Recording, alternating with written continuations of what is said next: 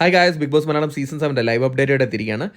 ഇന്ന് വൻ ട്വിസ്റ്റാണ് നടന്നത്. ആരും പ്രതീക്ഷിക്കാണ്ടാണ് മിഡ് വീക്ക് എവിക്ഷനിൽ രണ്ടുപേര് പുറത്തായത്. നമ്മൾ വിചാരിക്കാത്തൊരു വ്യക്തികളാണ് പുറത്തായത്.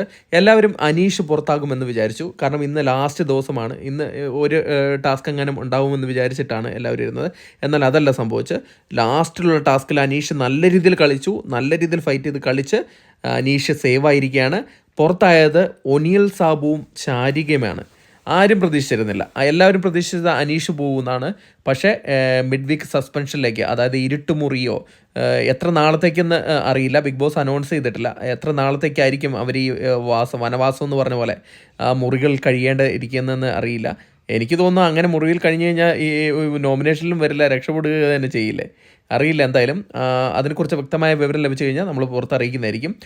എന്തായാലും ഇപ്പോൾ ഒനിയൽ സാബുവും ശാരികയുമാണ് നമ്മുടെ മിഡ് വീക്ക് സസ്പെൻഷനിൽ പുറത്തു പോകുന്നത്, അതായത് ഈ ഇരുട്ടുമുറിയിലേക്ക് പോകുന്നത്.